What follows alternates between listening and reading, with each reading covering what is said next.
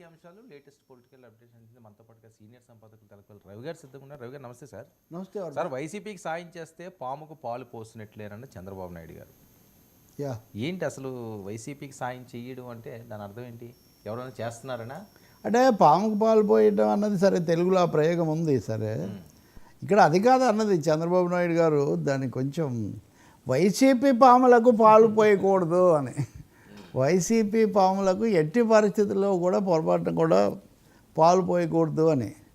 ఇది వాస్తవంగా దీని మీద దుమారం వస్తుంది. సహజంగా వైసీపీ వాళ్ళు అభ్యంతరం పెట్టడం ఒకటి. రెండోది, ఒక ముఖ్యమంత్రిగా ఉన్నటువంటి రాజ్యాంగ ప్రమాణం కింద ఉన్నటువంటి అధినేత ఫలానా పార్టీ వాళ్ళు పాములు వాళ్ళకు పనులు చేయకండి అని చెప్పడం అనేది ఏ విధంగా చెల్లుబాటు అవుతుంది అనేది ఒక పెద్ద ప్రశ్న నిజంగానే. అంతకుముందు అంటే నాకు బాగా గుర్తుంది, 2014-19 మధ్యలో చంద్రబాబు నాయుడు మొదటిసారి విభజిత రాష్ట్రం ఏర్పడ్డాక ఆయన సబ్ కలెక్టర్ కార్యాలయంలో కలెక్టర్లతో మాట్లాడుతూ చాలా కష్టపడి ఇదంతా నిలబెట్టాము, అందుకని తెలుగుదేశం కార్యకర్తలు వస్తే మీరు బాగా చూసుకోవాలి, పనిచేయాలి, ఈ పద్ధతిలో ఆయన మాట్లాడాడు. సో కలెక్టర్ల సమావేశంలో ఇలా మాట్లాడడం ఏంటి అని అప్పుడు దుమారం వచ్చింది. ఎందుకంటే ఒక మాట చాలా స్పష్టం, పార్టీ వేరు, ప్రభుత్వం వేరు. పాలక పార్టీ వేరు, పాలకులు వాళ్ళే, కానీ వాళ్ళు ప్రభుత్వంలో ఒకసారి ఉన్నాక ప్రభుత్వ ప్రతినిధులు, రాజ్యాంగ ప్రతినిధులు అవుతారు. కాబట్టి వైసీపీ వాళ్ళు పాముల, తేళ్ల, ఇంకా వేరేనా అది వాళ్ళు టీడీపీ కోణంలో వాళ్ళు ఎలాగైనా చూసుకోవచ్చు, వాళ్ళు వీళ్ళని అలాగే చూడొచ్చు.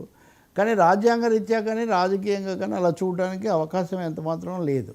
చంద్రబాబు నాయుడు మా వాళ్ళకి చేయండి అని ఒకటైతే, ఇంకో ఏమన్నా అసలు వాళ్ళకి చేయకండి, పొరపాటున కూడా వాళ్ళకి చేసినా కానీ వాళ్ళు పాతుకుపోతారు అన్నది మీరన్న ప్రశ్న కూడా వస్తుంది. అంటే కొంతమంది ఇప్పుడు ఇప్పటికే వైసీపీ వాళ్ళ పట్ల సాఫ్ట్గా ఉన్నారు, లేదా తీసుకోవాల్సినంత కఠినంగా ఉండట్లేదు, ఇలాంటి అభిప్రాయాలు ఉన్నాయని చంద్రబాబు నాయుడు ఆ తరగతులను లేకపోతే అలాంటి అభిప్రాయాన్ని కాస్త తగ్గించడం కోసం ఇలా మాట్లాడారన్న ప్రశ్న ఒకటైతే, రాజ్యాంగ రీత్యా ఒక ముఖ్యమంత్రి అలా మాట్లాడకూడదు. దీని మీద కొంతమంది తెలుగుదేశం వాళ్ళు కానీ వ్యాఖ్యాతలు కొన్ని మాటలు చెప్తున్నారు. అదేదో వాళ్ళ పార్టీ సమావేశంలో కదా అన్నారు, అది ఇందాక నేను అంటూ కలెక్టర్ల సమావేశం కాదు కదా అని. కలెక్టర్ల సమావేశమైనా పార్టీ సమావేశమైనా ఒకటండి. భారత రాజ్యాంగంలో చీఫ్ మినిస్టర్ ఇది ఆల్వేస్ చీఫ్ మినిస్టర్. ఒక ముఖ్యమంత్రి, ప్రధానమంత్రి వాళ్ళు ప్రభుత్వాలకు ప్రతినిధులు. కాబట్టి వాళ్ళు ఏదో వ్యక్తిగతము లేదా మాది ఇంకోటి అక్కడ మేము ఇలా మాట్లాడతాము అనడానికి అవకాశం లేదు.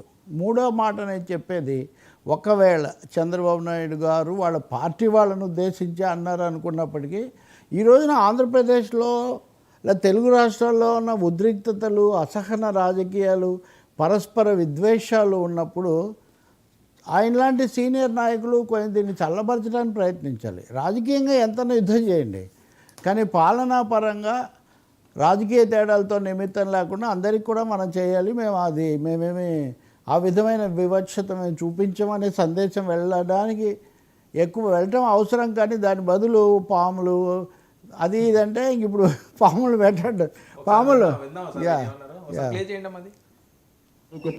వైఎస్ఆర్ కాంగ్రెస్ పార్టీకి డైరెక్ట్గా ఇండైరెక్ట్గా మనం పనులు చేసే పరిస్థితి ఏ స్థాయిలో కూడా రాకూడదు. అది చేస్తే పాముకు పాలు పోసినట్టే.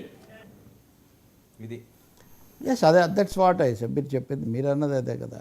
ఇప్పుడు పాముకు పాలు పోయటం ఏంటండి? వైఎస్ఆర్ పార్టీకి 40% ఓట్లు వచ్చాయి. నేను చాలా స్పష్టంగా చెప్తున్నా. దీనికోసం ఎవరు ఎలాంటి ముద్రలు వేసినా నాకేమి ఇబ్బంది లేదు. పక్కన అంతకుముందు తెలుగుదేశం పార్టీకి ఓడిపోయినప్పుడు వాళ్ళకు కూడా దాదాపు 40% ఓట్లు వచ్చాయి.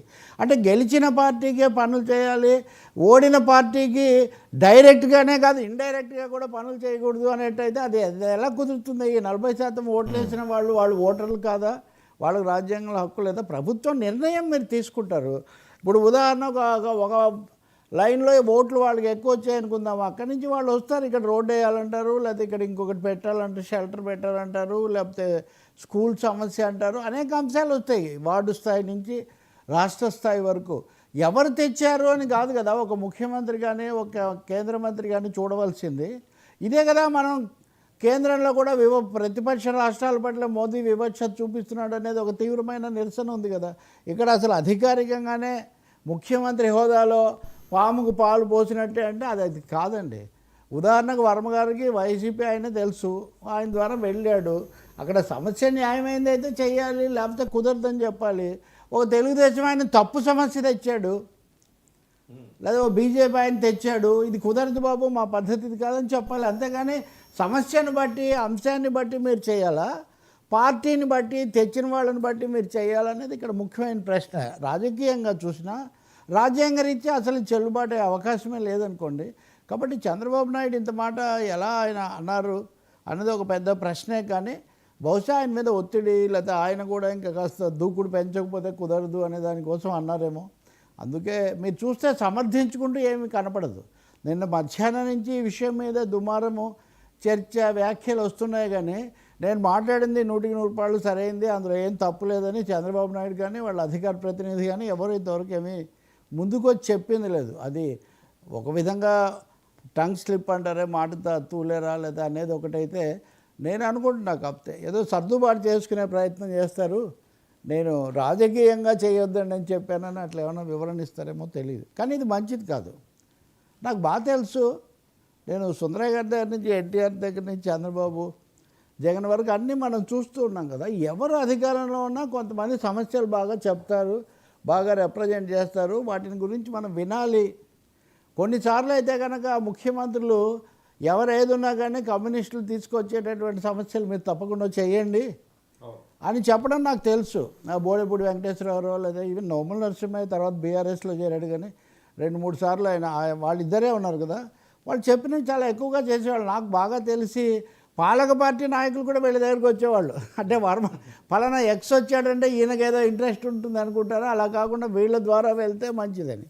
అంటే వైసీపీ వాళ్ళని నేనేమి ఆ విధంగా పోల్చట్లేదు. కానీ 40% ఓట్లు వచ్చాయన్న ఒక వాస్తవాన్ని మట్టుకు అధికార పార్టీ గుర్తుపెట్టుకోవాలి. దాన్ని తగ్గించడానికి మీరు పనులు చేయడమే తగ్గించుకోవాలి.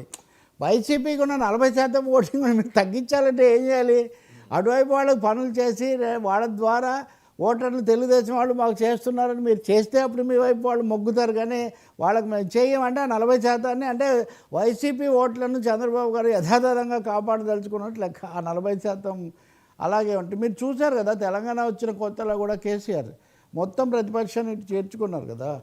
అంటే టీఆర్ఎస్ అప్పుడు టీఆర్ఎస్లో చేరితేనే పనులు అవుతాయి అని తెలుగుదేశం వాళ్ళు, కాంగ్రెస్ వాళ్ళు అందరూ అందులో చేరిపోయారు.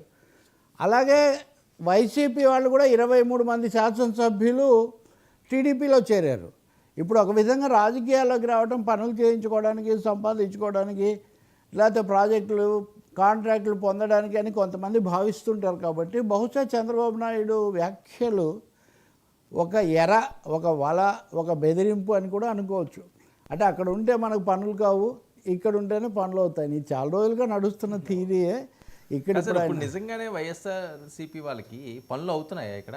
అంటే ఏ గవర్నమెంట్ ఉన్నా చిన్న చిన్న అవుతాయేమో కదా. నేను 2 విషయాలు చెప్తాను. ఇప్పుడు రాష్ట్రాన్ని ఏదో 2గా విభజించి Chandrababu versus Jagan, YCP versus TDP, ఇదే వెంటనే వైసీపీ వాళ్ళు ఏంటి కులం చూడడం, మతం చూడడం, పార్టీ చూడడం, ఎవరిగా చేసేస్తామని జగన్ చెప్పిన డైలాగ్ వేస్తున్నారు. బటన్ నొక్కడం వరకు బటన్ అందరికీ వెళ్తుంది. అంతవరకు వైసీపీ మీద పెద్ద ఫిర్యాదు లేదు, పథకాలు అవి వచ్చాయని. కానీ అన్నీ జరిగాయా? అరెస్టులు చేయలేదా? కేసులు పెట్టలేదా? కక్ష సాధింపులు జరగలేదా? అసలు పోలీస్ స్టేషన్లలో ప్రతిపక్షాల యొక్క ఫిర్యాదులు రిజిస్టర్ చేసుకునేవాళ్ళు కాదు. ఇది చాలామందికి అనుభవమే. ఇది అంటే ఒక బటన్ ఒకటే కాదు కదా, బటను బేటన్ అనేవాడిని. అంటే పోలీసు వాడి దగ్గర ఉండే బేటన్ బెత్తం. కాబట్టి వైసీపీ వాళ్ళ ఆదర్శము అలాగే నేనేం చెప్పట్లేదు. కానీ చంద్రబాబు నాయుడు అన్నది కూడా సరికాదు. దాన్ని తప్పకుండా రాజ్యాంగ రీత్యా రాజకీయంగా దాన్ని దిద్దుకోవాలి. వెంటనే వైసీపీ వాళ్ళు మేమే ఆదర్శం రామరాజ్యం అంటే అప్పుడు ఇప్పుడు రాజకీయ రాజ్యమే నడుస్తుంది సార్. అప్పుడు ఏమీ రామరాజ్యం లేదు, ఇప్పుడు ఏమి రామరాజ్యం ఏమీ లేదు. అప్పుడు జగన్నాటకం, ఇప్పుడు చంద్రజాలం అంతే. కానీ ఈ పద్ధతి అయితే సరికాదు. నేను అనుకుంటున్నా, ఐ ఎక్స్పెక్ట్. ఎందుకంటే మనం చర్చల్లో చాలాసార్లు ఎక్స్పెక్ట్ అన్న తర్వాత మీరు వివరణ రావడం మీరు గమనించాం, మనం చూస్తూ ఉంటారు. సార్ ఒకసారి ఆ బయట కూడా విందాం సార్, ఎందుకంటే మీరు టాపిక్ తెచ్చారు కాబట్టి ఒకసారి ఆ బయట ప్లే చేయండి.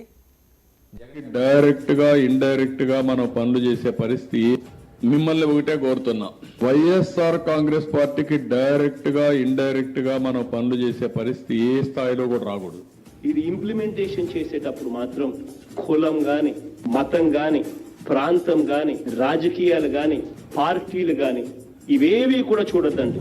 అర్హత ఉన్న ప్రతి ఒక్కరికి ఇది చేరాలి. మనకు ఓటు వేయని వాళ్ళకు కూడా మనం మంచి చేయాలి. వాళ్ళకి అర్హత ఉంటే వాళ్ళకి అందాలి.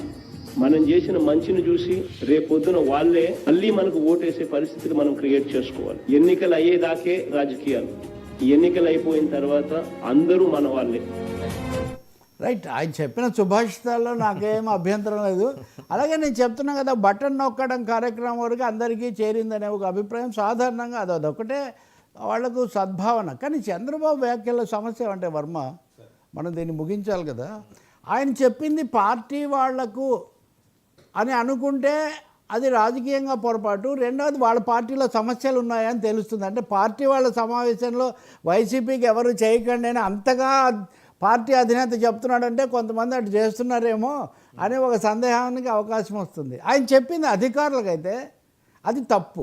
అవును, అధికారులకు ముఖ్యమంత్రి అలా చెప్పకూడదు. కాబట్టి రెండు విధాల ఎటు నుంచి ఎటు చూసినా కానీ ఆయన వ్యాఖ్యలు అసంబద్ధంగా ఉన్నాయి.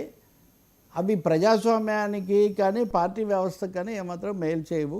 ఎన్నికలు అయిపోవాలండి. ఓట్లు, యుద్ధాలు, శత్రుత్వాలు ఎన్నికలతో అయిపోవాలి. మళ్ళీ ఎన్నికల్లో చూసుకోవాలి తప్ప పనులు చేసుకోవడంలో, రోడ్లు వేసుకోవడంలో, స్కూళ్ళు కట్టుకోవడంలో, రేషన్ ఇవ్వడంలో పార్టీలు తేడాలు ఏమీ చూడకూడదు. వైసీపీ వాళ్ళు వచ్చిన వాడు ఎవడనే చూడకుండా చేయండి అని చెప్పాలి. చెప్తారేమో చూద్దాం. ఏదో ఒక ఊపులో, అందులో సొంత జిల్లా చిత్తూరుకి వెళ్ళారు కదా, మనం అంతకుముందు కూడా చూసాం కదా. మీరు ఒక్క ఉదాహరణ చెప్తా, ఇంట్రెస్టింగ్గా ఉంటాయి మనం గమనించగలిగితే. తన నియోజకవర్గమైనటువంటి కుప్పం నియోజకవర్గంలో దాన్ని మండల కేంద్రం చేయమని చంద్రబాబు నాయుడు ముఖ్యమంత్రిని అడిగాడండి. జిల్లాల పునర్విభజన, రెవెన్యూ డివిజన్ల పునర్విభజన ఇవన్నీ చేసినప్పుడు ఇక్కడ కేంద్రం, మండల కేంద్రం పెట్టండి అని అడిగాడు. డివిజన్ కేంద్రం పెట్టండి అని జగన్ ప్రభుత్వాన్ని జగన్ ఎగతాళి చేశాడు. ఎన్ని సంవత్సరాలు మీరు ముఖ్యమంత్రిగా ఉండి అదే సరే, అది సంథింగ్ నాకు ఖచ్చితంగా గుర్తులేదు. ఒక ప్రధానమైన కోరిక కేంద్రం చేయమని పట్టణం. మీరు ఇంతకాలం ఉండి మీరు ఎందుకు అంటే ఎవరు ముఖ్యమంత్రిగా ఉన్నా కొన్ని పనులు రాజ్యాంగబద్ధంగా పాలనా పరంగా జరుగుతూ ఉండాలి. వాటిలో పాములు, తేళ్ళు ఈ తేడాలేమీ పాటించకూడదు.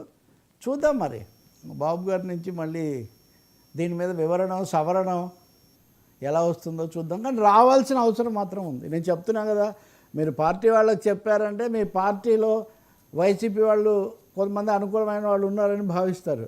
మీరు అధికారులకు చెప్పారంటే మీరు అధికార యంత్రాంగాన్ని పార్టీగా మారుస్తున్నారని రాజ్యాంగ అంశం అవుతుంది. అది రాజ్యాంగ అంశం అవుతుంది. సో